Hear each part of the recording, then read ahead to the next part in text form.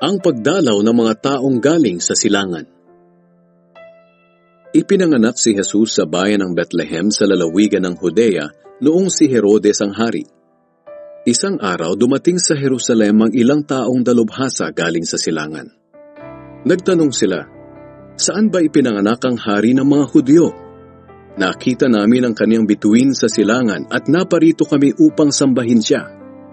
Nang mabalitaan ito ni Herodes, nabagabag siya at pati na rin ang buong Jerusalem. Kaya ipinatawag ni Herodes ang lahat ng namamahalang pari at mga tagapagturo ng kautusan at tinanong sila kung saan isisilang ang Kristo. Sumagot sila, "Sa Bethlehem na sakop ng Huda, dahil ganito ang sinulat ng propeta, Ikaw Bethlehem sa lupain ng Huda, hindi ka huli sa mga pangunahing bayan ng Huda, dahil magmumula sa iyo ang isang pinuno na magsisilbing pastol ng mga mamamayan kong Israelita." Nang marinig ito ni Herodes, palihim niyang ipinatawag ang mga taong galing sa silangan at inalam kung kailan talaga nila unang nakita ang bituin. Pagkatapos, pinapunta niya sila sa Bethlehem.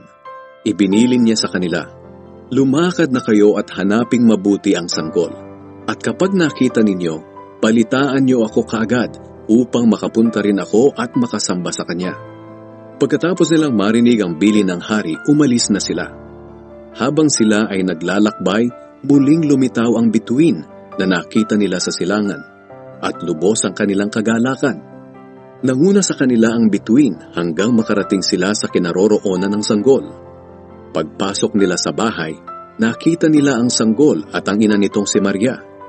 Lumuhod sila at sumamba sa sanggol.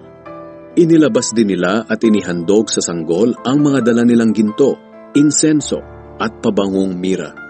Nang pauwi na sila, binalaan sila ng Diyos sa pamamagitan ng isang panaginip na huwag nang bumalik kay Herodes.